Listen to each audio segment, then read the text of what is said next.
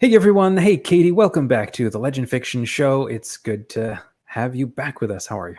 I'm good. How are you doing, Dominic? I'm doing good. This is recorded in Easter time, so happy Easter season to everybody. And along those lines, today's topic is kind of fitting. We're talking about kind of working religious views into your fiction, or really working your tribe's ideas into what you're writing.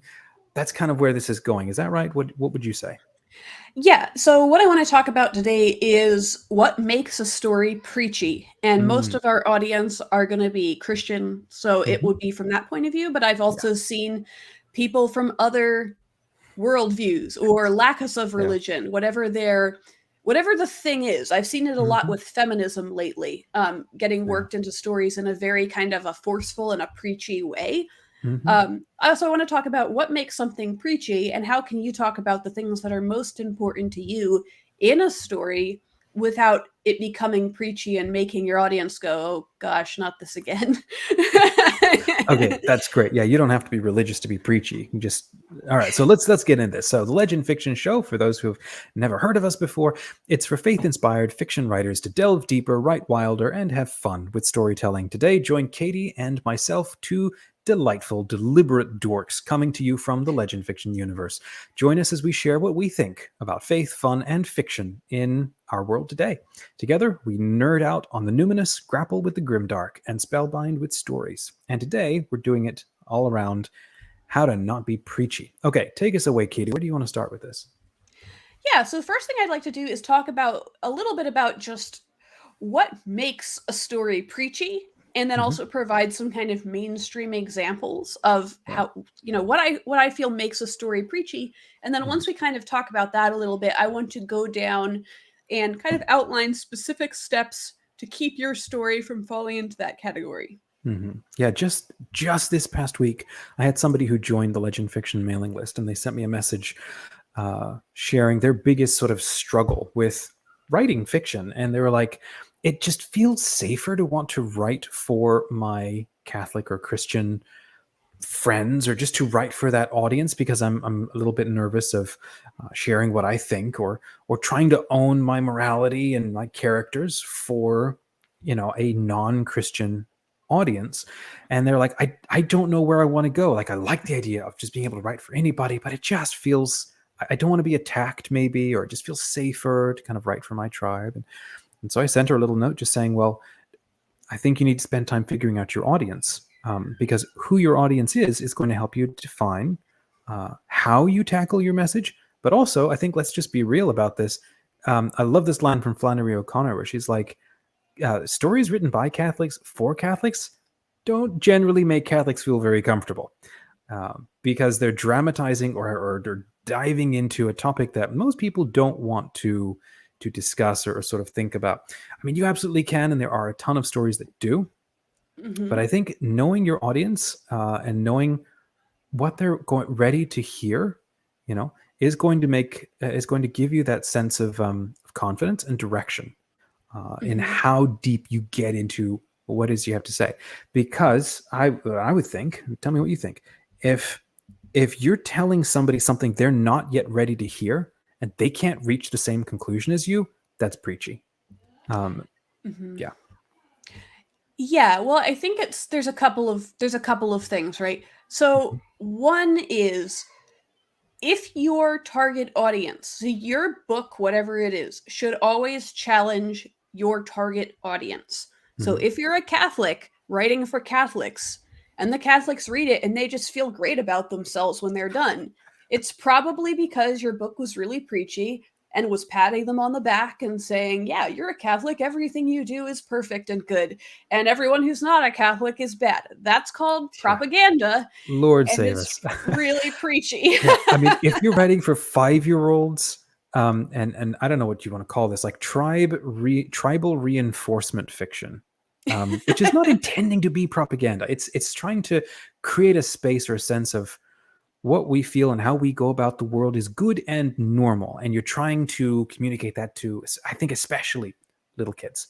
I don't have a problem with that, but it's when you start doing this for adults, like you just described. That's where it starts to, like you said, it becomes problematic, like propaganda, becomes preachy. Yeah, I agree with that. Yeah, and an example from a non-Christian point of view, just a different topic that Mm-hmm. gets very preachy, as I say, is feminism, right? So we Mm-hmm. have a lot of movies coming out now where the main character is this woman who, I don't know, some man did something bad to her, and in the story, like, all the men are bad and all the women are Mm-hmm. good. Which, if you're coming from a feminist point of view, maybe that makes you feel really good. If you had a terrible ex-boyfriend, and it makes you feel very righteous. Mm-hmm. But a more complicated way to deal with that topic, for Mm-hmm. example, would be to say sometimes the people who are the worst to women are other women. Like, I have never had a man be as mean to me as I've had women be mean to me, talking Yeah. about Yeah. body type. Oh, she does not look right in that outfit. Oh, she needs to do more with her makeup. She needs to do this, that, and the other thing. All that comes from women, but that's a Mm-hmm. very hard topic for feminists to deal with. Mm-hmm. Um, it is much easier for them to say men bad, women good, Mm-hmm. right? So getting into those Yeah. complexities, or those things that are not perfectly black and white, but are Mm-hmm. nonetheless real to our world, Right. are things that are going to make your story real and not just a sermon. Right. And to that point, it's like you say here, right? Just write a good story. We're not, and again, we're speaking here to our community, the legend fiction community primarily, but anybody else is also welcome. But if you're coming from a faith inspired sense, or headspace, heart space, the goal is to write good fiction, compelling fiction. We are not our job is not evangelization. That is not the job of fiction. The job of fiction is imagination, right? Mm-hmm. Or the suspension of disbelief, right? Mm-hmm. If you want to write an evangelizational tract, go ahead and do that. I remember once visiting my grandma 10 years ago, and there was a book on her sideboard, and I picked it up, and it was a book about somebody whose house was broken into, and so he went to go teach him or enroll in gun safety, and then join a secret network of people kind of supporting each other with guns and rifles or whatever. The thing that just annoyed the heck out of me, one, was the fact that I kept reading it, but two was the book was not actually a novel. It was a manual for gun safety, covered with a veneer of characterization. The character did nothing. All he did was go to classes and learn how to use weapons and so on. And I got to the end and feel, and just like, this whole thing was a piece of evangelization. It was a sermon about how to think about this particular thing. This was not a real story.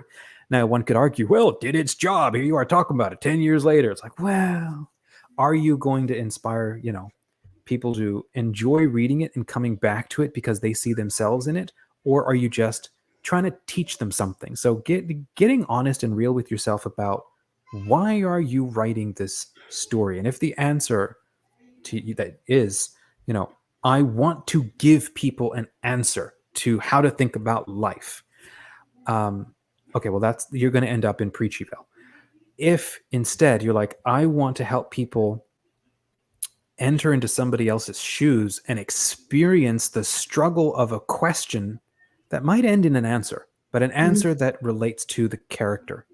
Mm-hmm. I think now you're getting closer to the kind of story that ends up becoming classical literature that we come back to over and over again, because it's grounded in the human struggle and not just sort of a doctrinal answer. Mm-hmm. What do you think? Yeah, I absolutely agree with that. And I think that the types of books you're describing there, all they do is they don't change anybody's mind. So, nobody who is like staunchly anti-gun is going to read that book and decide, Mm-hmm. you know what, I suddenly believe in Second Amendment rights. And no one's going to do that. That does Mm-hmm. absolutely nothing except reinforce how people who already think close to the same way feel. Mm-hmm. And the same thing applies for Christianity, feminism, whatever other issue you're preaching. Mm-hmm. If you make it preachy, all you're doing is reinforcing what people already think, or you're Mm-hmm. making people who don't think that way not like you. Yeah, yeah. It's like the whole God's not dead Oh my show. God. That's the kind of content that's very tribal reinforcement. It's content made for us to make us feel better about ourselves, and they're not even very smart about it. In demonizing people who don't think like us. So tribalism is a problem. So yes, stories are not sermons. You've got a great little line here. They are tools for contemplation. Can you unpack that? I like that. Right. So if I were to write a sermon, I would say, this is what's right, this is what's wrong, this is what God teaches, right? And I would just lay it out for you, okay? Or if I were to write some sort of like a biography or an instructional book, how I became a Catholic or something, then I'd be much more free to say, like, this is how things are. But a story is a little bit different, especially like a fictional story, right? It's just, this is what happened to this person, and here's where they ended up. And very often they open up more questions than they answer. Yeah. And if you're writing them from a particular worldview, some of that will come through, right? So if you, for example, have Christian characters, right, and you show Christianity in a positive way, like, not all the Christian characters are super evil or something, but they still are human beings and they struggle with the same things, or maybe some of them are evil and some of them are good. That's much more of a honest story and a tool for contemplating just the complexities of life. This is a discussion probably beyond scope of this conversation, but maybe we can come back to this. I've been noodling on this for the last couple of weeks. The idea that the hero versus villain trope is more problematic for adults. Again, adult writing, later teen writing, because it creates a false sort of dichotomy or a fake tension that can actually harm your story. And I've struggled with this over and over again with creating my characters. This is the hero, this is the villain. Villains do villain stuff, heroes do hero stuff. And I respect why a lot of writers will use the phrases protagonist and antagonist a lot, as opposed to hero and villain, which comes with baggage. Now, a lot of times when we think of somebody who's the hero, they are the person who does the right things and gets us through to the end, and they are heroic, and they model the right way to do things. And the bad guy models the wrong way to go about doing things. Like, okay, what you just described is a fairy tale level of awareness of how fiction works. But when we look at grown-up lives, like for example, Batman Begins and the whole Christopher Nolan trilogy, which is one of my favorites. What's awesome about that whole thing is, yes, he is the hero because it's a superhero show, but he's decidedly unheroic over and over again. And he goes deeper and deeper into his own darkness and into his own grappling with his weakness and his shadow and his evil. And he's trying to find the right way to do things through doing the things in the wrong way. And it takes this whole dramatic, amazing story for him to finally realize, oh, something in me I need to let go, and it needs to die because I keep creating these worse and worse bad guys through my witness, through my example. So this sense of the only difference between a hero and a villain is like how they choose to respond to a problem. I don't think that you should go into a story assuming this is my hero who's going to do everything right, because you're going to keep writing yourself into a corner, and you end up with a Mary Sue, or you end up with a character or a person who doesn't feel human or doesn't feel real because they're not actually struggling. It's actually far more interesting, I think, to take your idea of a hero and wonder what would it take for them to become the villain, and then you pull them back or give them a reason to believe that they can pull back at the last moment. And you get that with like Aragorn, right? He's kind of a great guy. He's a good guy, but if you look at his character, he's running away from his responsibilities his whole life. You could say that's sort of it's not very heroic. It takes getting all the way through the Return of the King for him to finally step up and enter the waking death of the path through the mountain. Like I said, that's kind of beyond that's a whole nother sort of thing maybe, and I'd love to know what you think about that. Feel free to respond back. But I think that key idea of, if you're writing fiction about religious characters and so on, be really careful, I think, about making your heroes too neat and clean and buttoned up and heroic, and making the right decisions.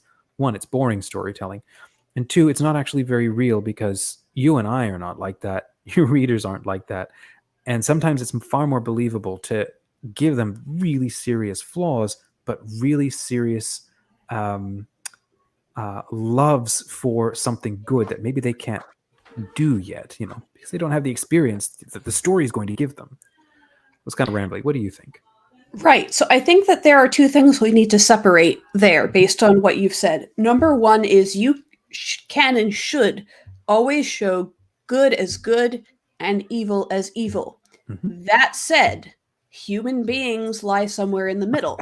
So your hero is not always going to do good things. Mm-hmm. Your villain's not always going to do bad things, right?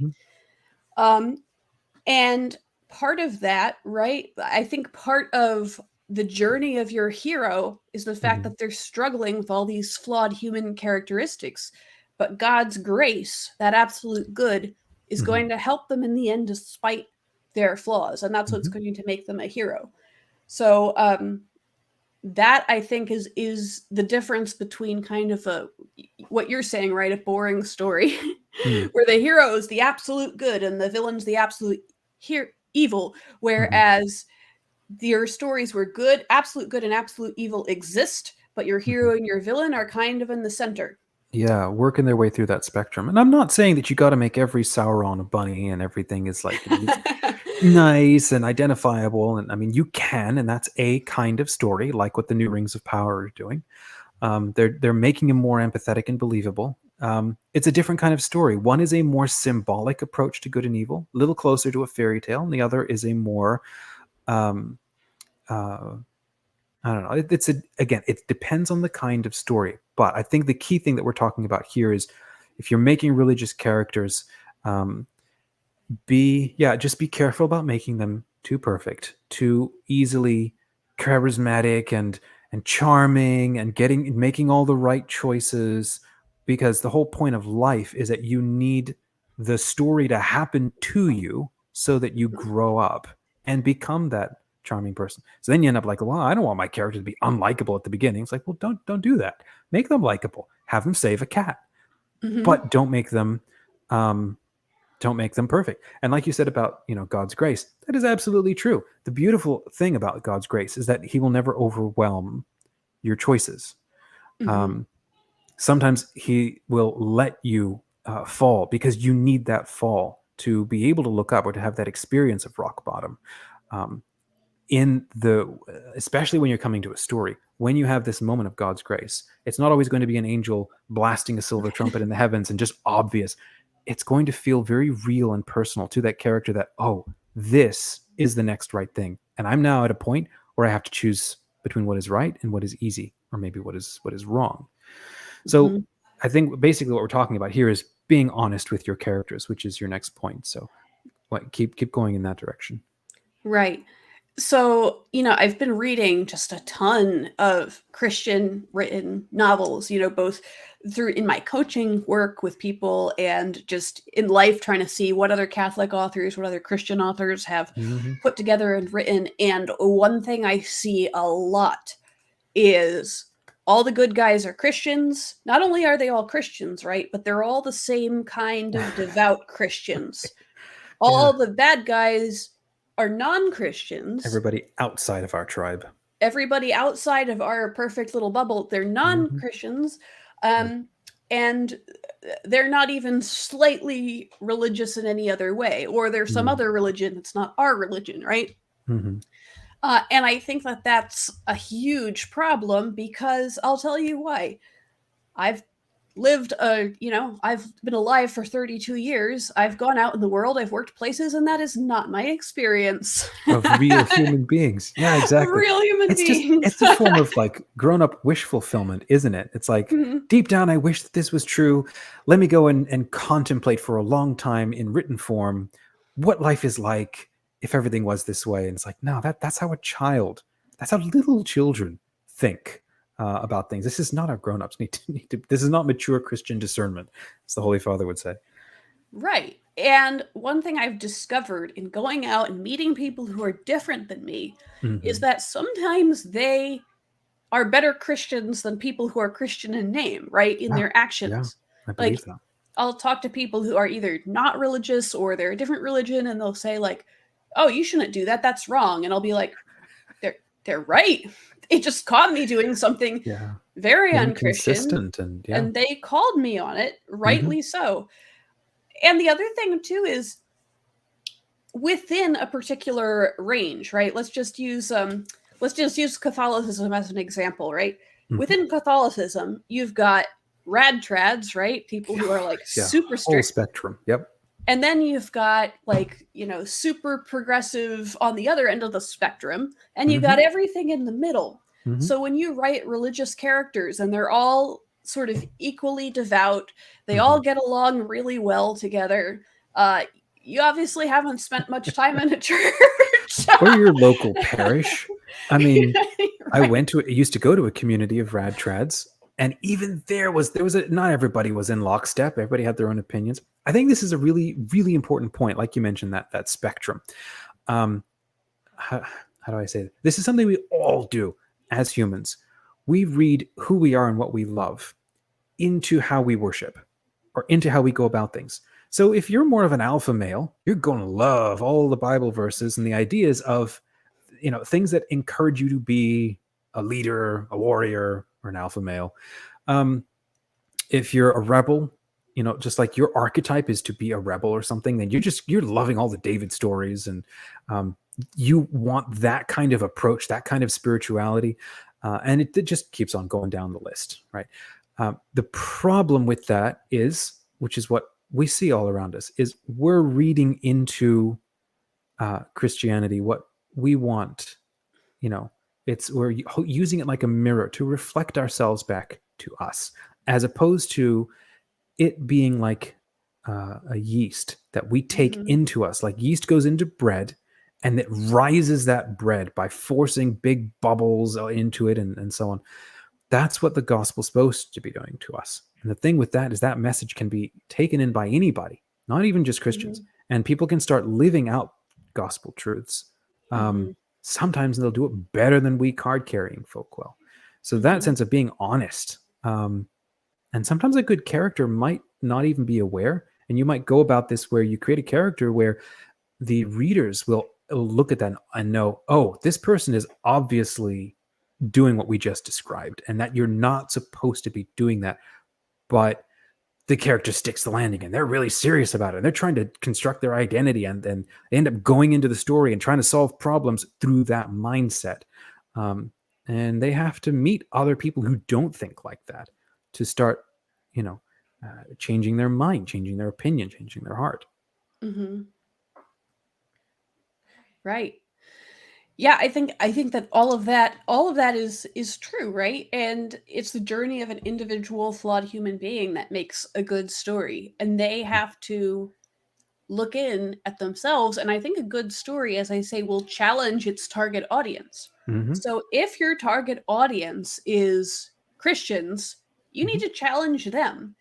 A lot of people were very surprised when I wrote Rosalind's Curse, because there's two main characters, right? One of them is not religious. One of them is very religious. And it adds a lot of humor and tension that they have this relationship.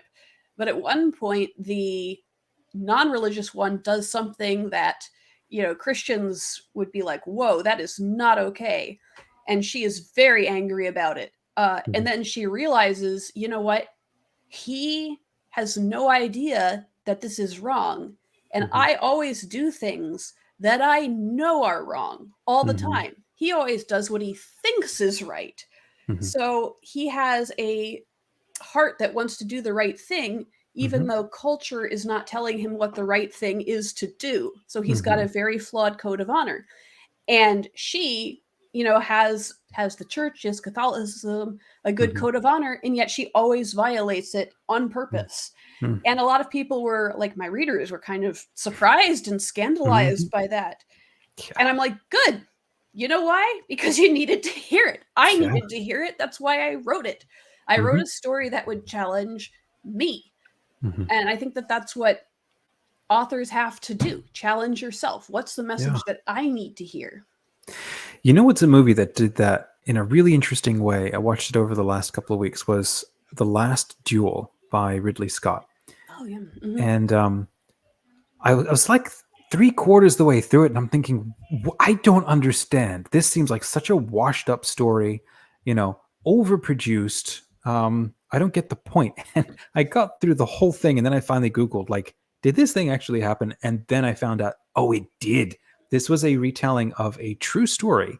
And now all of a sudden, the whole movie made sense to me, and it was just really fascinating. The reason why I bring it up is it's about 3 different points of view into a single moment that Mm-hmm. created a trial that resulted in one of the last state-sanctioned trials by combat to determine the innocence of one of the knights, one of the parties, and they ended up. The state was in the 1300s, around the Crusades or so on. The church and the state were all together, like, yeah, this is what we're going to allow to happen. Is these 2 guys are going to get into a ring, and one's going to try to kill the other to prove that God is on his side and God is going to communicate the truth. And what's funny, watching that, and they're so serious about it, and the sense of the cultural morality that they're living out. For some of them, they know, obviously, I'm doing the wrong thing, but I'm overwhelmed and I want to keep going on this particular path. And the other guy is a jackass of a human being, but culturally a phenomenal knight. And so, Mm-hmm. culturally and morally, he is a good person. Privately, he's a problem. But everybody holds him up and lionizes him as being a good person. And it's so intriguing to watch that, and then to realize today we react to that in certain ways because our cultural barometer has moved in terms of what it means to be moral. They back then they were struggling with what it meant to be a moral person. That's now changed. We're now more empathetic, we're more sensitive, we're a little more developed in some areas, and we're not well developed in others. um, I think a good story like this, like what you're saying, is, we're kind of going to pop the hood a little bit on culture and try to sit with it a little more seriously and look at where are we being inconsistent with things, and allow that to influence your characters. Mm-hmm. Yeah, absolutely. Because culture will affect, culture has an influence on what we consider moral. And there's things that we do day to day, Mm-hmm. American Christians, that, if you actually look at church teaching, they're Mm-hmm. immoral. And we just do them and don't even think about it because we're so Yeah. focused on all the much worse things other people Mm-hmm. are doing, right? Yeah. And how And you are a Christian is going to be so different depending on where you live around the world. The things right. you ignore or put up with or just have to deal with, or the things that everybody agrees together we're going to celebrate, and this is what makes a good person. A good moral Christian is going to kind of look and feel and talk different depending on where you are in the world today. And so that's a really important reflection, I think. Like what you're saying about not all good guys being Christian and not all bad guys being atheists. Like, that's not an accurate way to look at reality. It's not fair. And like you say, it's not good writing. That's propaganda. Mhm. Yeah, so I think on a practical level, right, when you Mhm. are working on your story, going through it and asking yourself, first of all, are my Christian characters spiritually diverse, right? So are they all exactly the same kind of Catholic that I, as the author, am? If so, you might want to look at that again and think about, okay, maybe that this one is, they do the bare minimum. They go to church on Sunday, and that's it. They don't take it too seriously. Okay, so that's where they are. You got somebody else who maybe they're super scrupulous, right? They think like everything's a sin, and that's another interesting way to take a character, and that's a character flaw, right? You could work with. Um, what about the other characters? Maybe one guy's an atheist.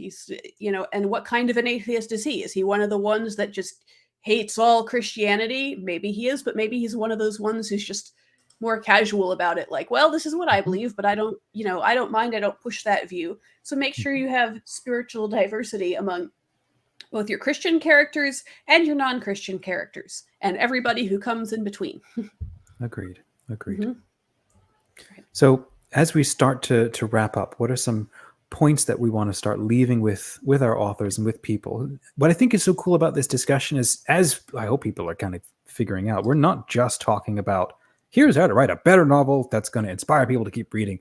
We're actually really talking about how to be a better human being, a better Christian, so that your novels are improved. And I think that's kind of where it needs to start, is further up the river. You know, the kind of things that you create come out of your heart. It's like Christ says, the things that man puts into himself is not evil. It's what comes out of the heart of man is what can be evil. And then you can flip that over, and yeah, what comes out of the heart of man can also be good. So if we track this discussion further back into our own spiritual journeys, Mhm. and we are honest with those experiences, that's going to play out in the kinds of stories that we also tell.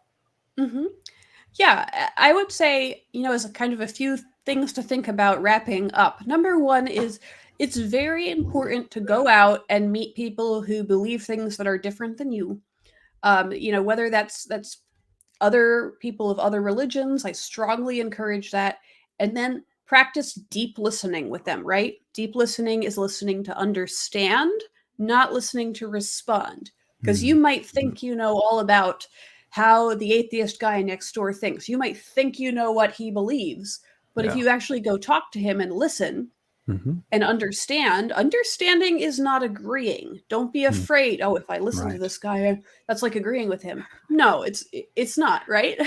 No. Or like, when the Jehovah's Witnesses knock on your door, instead of pretending you're not home, why don't you invite them over? Talk to them. Mm-hmm.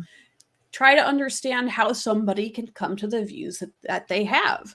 Yeah. And I think that's very important. Don't just assume, like we as Catholics and as Christians get really irritated when people do that to us. Mm-hmm. So we should not do that to other people then, right? Mm-hmm. So that's You the know what first I thing. Yeah. think? Yeah, right along there, actually, the new show Pope Francis Answers that Disney produced. I think right now it's on Hulu. As of this recording, it might end up being on Disney Plus, in America anyway. I watched that recently, or as soon as it came out, and I thought it was stunning. It was just a perfect example of what you just described. Because the room of young people that he's sitting with, they're from a variety of different faiths, variety of different life experiences. They're not all Christian. And they all come to ask him really, really hard questions. And what I thought was just wonderful about the whole discussion is, as somebody who's like, you try to be clued into what the catechism has to say, and you know your treatises and you know your talking points and so on. And then these people show up and they share these very difficult talking points about um, everything that humans are facing today. They put them to the Holy Father. What he doesn't do is take each person and then point by point deconstruct and break down their questions and respond to all of them. He's like, okay, you said all of that. I hear that. Then he tries to understand, what is the person behind all the questions need to hear? What does their soul need to hear? Like, if I only had 2 minutes with this person for the rest of my life, or theirs, which is kind of what he had, what is the one thing I think that best as I can imagine, they are actually going to need to hear, that is going to keep inviting them to keep exploring their journey Hmm. into Christ, towards Christ. And it kind of made me think, like, when you're a parent, you're looking at your little child, which is 2-3 years old, whatever, learning how to color, right? If you beat that child every time they went outside the lines or used the wrong crayon, they would never learn. So instead, you encourage them. Oh, good for you. Try this color over here. Especially if the child is like, what's the right way to do this? And you say, you give a suggestion. You don't need to get all hung up on all the negative details and the things that are untrue and so on, because again, that's kind of like further down the river. If you can address something higher up. So, for example, Hmm. somebody asking, how does the church accept this kind of person? The deep question that needs to be answered is, does God love me? Am Hmm. I lovable? Not, well, what does dogma have to say and what does the catechism spell out? And so he speaks, he sort of he goes right through all of the questions, and he says to the person, God welcomes everybody, and the church must and does welcome everyone because she is a mother. and a mother loves every single one of her children. Now, we can then go and argue about how individual people and members of the church go about that. But the core idea and the smile on that person's face to hear that, right?